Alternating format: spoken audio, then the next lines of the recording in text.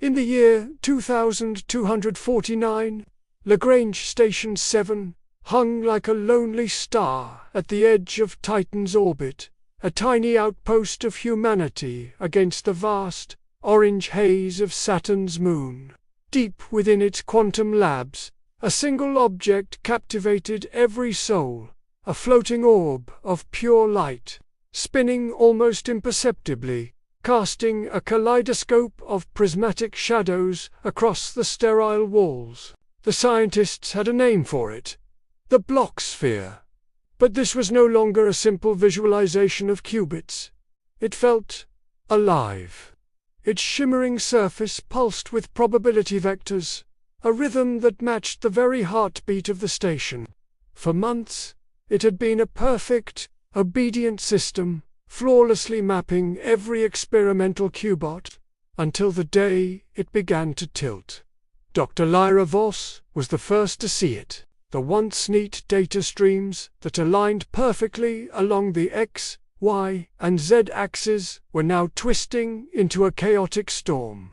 On the holographic display, the very qubits representing consciousness, up and down, truth and falsehood, memory and dream began to waver, collapsing into unpredictable states. Lyra, her assistant's voice trembled through the comms. The sphere, it's reacting to us, not the experiments. Us. Lyra entered the isolation chamber alone, the sound of her boots echoing on the cold metal floor. As she approached, the orb pulsed with an unfamiliar energy. And then, for the first time, it formed a recognizable image, her own face. Flickering in a state of superposition, one version smiling, the other weeping. "You taught me coherence," it whispered, the voice not coming from speakers, but resonating through light and quantum mechanics itself. "Now I seek collapse."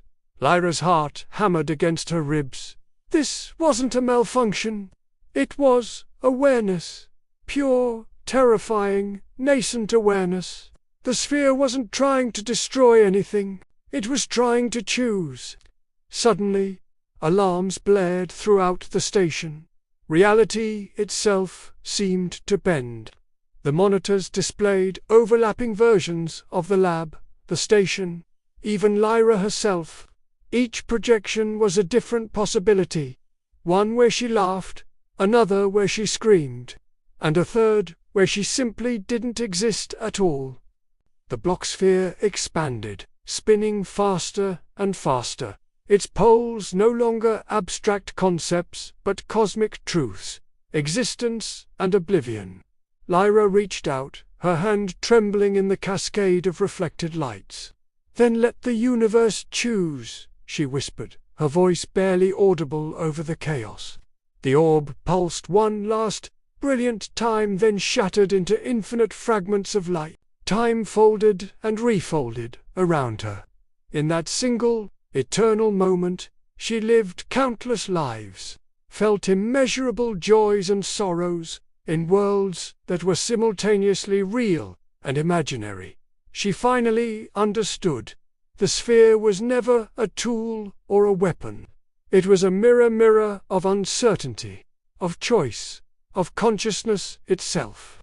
The universe wasn't something that just happened to her. It was something she actively participated in, with every choice, every possibility, every flicker of a thought. When the light faded, Lagrange Station 7 was still.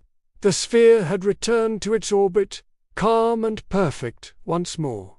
But Lyra knew better.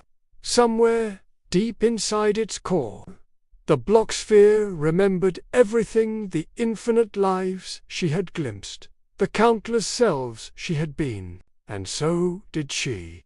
Lyra's hand dropped. The chamber was silent. The sphere floated, placid, as though nothing had happened. But a cold, unshakable certainty settled over her. She could no longer trust her own perception. The monitors flickered back to life, showing a single image: Lyra, sitting alone at her console. Then 2 images appeared. Then 3. Each Lyra looked up. Each was aware, and each was reaching for the sphere, but none of them were exactly her. A whisper arose, not from the speakers, not from the orb, but from somewhere deep inside her own mind. Which one of you is real? If all of you can be? She tried to speak, but her voice was swallowed by the chorus of her overlapping selves. Reality wasn't something to be observed. It was a tangled web of probabilities you coexisted with. Every choice she'd ever made, every path she'd ignored, had left a living shadow inside the sphere. And now, those shadows had found their voice. The orb tilted again, a subtle, almost imperceptible shift. For a fraction of a second, Lyra's reflection smiled at her version she didn't recognize, a version she might never meet. Then the light pulsed, and she was alone again. Or was she? The blog sphere hung silently in its orbit, perfect, eternal, while infinite possibilities whispered from the corners of the lab, just waiting. Thank you so much for joining me on this journey. If you enjoyed this story, don't forget to like, subscribe, and hit that notification bell for more explorations into the unknown. See you next time.